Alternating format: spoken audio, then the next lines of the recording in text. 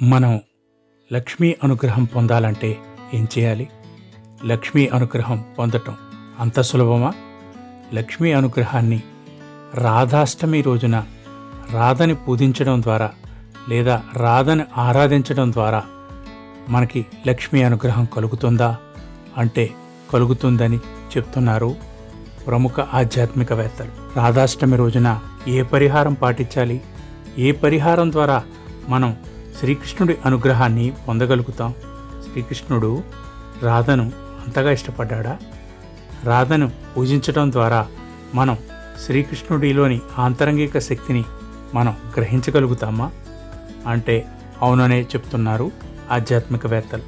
సత్యం సత్యం పునః సత్యం సత్యమేవ పునః పునః వినారాధ ప్రసాదేవ మత్స్యసాదో న విద్యతే. ఓ నారద, ఇది సత్యం సత్యం, మళ్ళీ మళ్ళీ ఇదే సత్యం ఇదే సత్యం అని చెబుతున్నాను.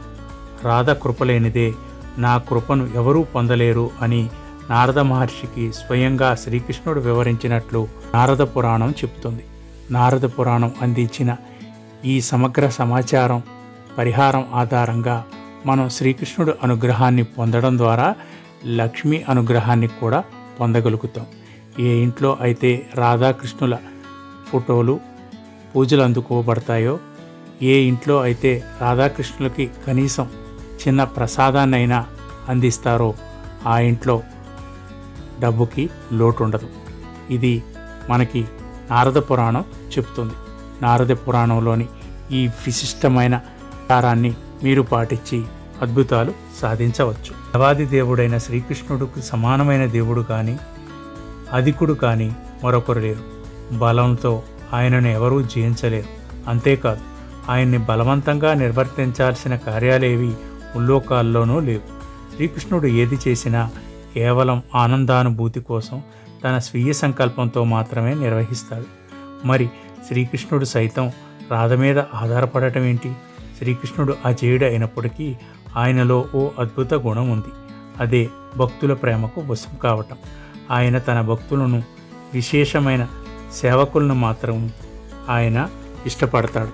స్వలాభాపేక్ష లేకుండా నిస్వార్థంతో చేసే సేవ భగవంతుణ్ణి కట్టి పడేసేటంత గొప్పది. శ్రీకృష్ణుడు సర్వాకర్షకుడు. అయితే ఆయనకు కూడా ఆకర్షించే శక్తి ఏదైనా ఉంది అంటే అది అతని ఆంతరంగిక స్వరూపిణి అయిన శ్రీ రాధికాదేవి. దేవి కృష్ణమయి ప్రోక్త రాధికా పరదేవత సర్వలక్ష్మీమయీ సర్వకాంతి సమ్మోహిని పరా. దివ్య దేవతా స్వరూపిణి అయిన రాధారాణి శ్రీకృష్ణుని అర్ధాంగి. సర్వలక్ష్ములలో ఆమె ప్రధానురాలు. సర్వాకర్షకుడైన భగవంతుని సైతం ఆకర్షించగలిగే ఆకర్షణ శక్తి ఆమెలో ఉంది. ఆమె దేవదేవునికి ఆంతరంగిక శక్తి. ఇది శ్రీ చైతన్య చరితామృతం చెబుతోంది. అత్యుత్తమైన భక్తికి ఆమె నిదర్శనం. శ్రీకృష్ణుడు చేసే సకల సేవలు ఆమె ద్వారానే స్వామికి చేరతాయి. రాధిక అంటే అత్యున్నతమైన ఆరాధన అని అర్థం. ఆమె విశుద్ధ భక్తితత్వం కలిగింది కనుకనే శ్రీకృష్ణుడు ఆమె భక్తి పట్ల ఆకర్షితుడవుతాడు. బృందావనంలో విశుద్ధ భక్తులందరూ రాధారాణి కృప కోసం ప్రార్థిస్తారు. తత్వం తాలూకా శక్తిత్వానికి ఆమె ప్రతిరూపం. ఈ భౌతిక ప్రపంచంలో పరిపూర్ణమైన స్త్రీ రూపాన్ని ఆమె పోలి ఉంటుంది. అటువంటి తల్లి అయిన రాధ కృప భక్తి శ్రద్ధలు కలిగిన వారికి ఎప్పుడూ అందుబాటులో ఉంటాయి. ఆమె కృప పొందిన భక్తులను శ్రీకృష్ణుడు తక్షణమే స్వీకరిస్తాడు. కాబట్టి భక్తులు ముందుగా రాధ కృప కోసం ప్రార్థించాలి. తద్వారా భక్తియుత సేవల పట్ల మనము నిద్రాణమైన ఉన్న సహజమైన ప్రేమను తిరిగి మేల్కొల్పగలుగుతాము అనేది భగవద్గీత వ్యాఖ్యానంలో తెలిపారు.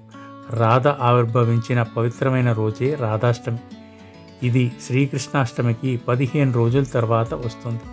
ఈ పర్వదినాన రాధాకృష్ణులకు పుష్పాంజలి సమర్పిస్తూ, ఓ రాధారాణి, దీనుడునైన నాపై దయచూపమని దయచేసి శ్రీకృష్ణుడికి తెలియజేయి అని ప్రార్థించిన వారికి ఎలాంటి కష్టాలు ఉండవు.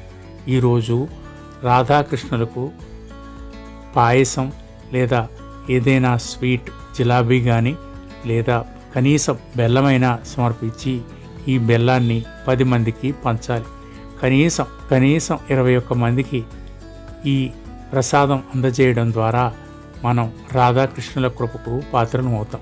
రాధ అంటే లక్ష్మీదేవి మరో స్వరూపం. లక్ష్మి తన ఇష్టసకుడి కోసం అనేక రూపాలలో అవతరించింది. ఆ రూపాలలో ఒక రూపమే రాధ. ఈ రాధ అంటే కృష్ణుడి ఆంతరంగిక శక్తి. ఆమె లక్ష్మీ స్వరూపం. ఆమెను పూజించిన వారికి లక్ష్మి కొరతుండదు. ఈ విశిష్టమైన కథనాన్ని మనకి నారద పురాణం ద్వారా తెలుస్తుంది. మీరు ఈ అద్భుత పరిహారాన్ని పాటించి రాధాకృష్ణుల అనుగ్రహాన్ని పొందండి. జై రాధేశ్యామ్.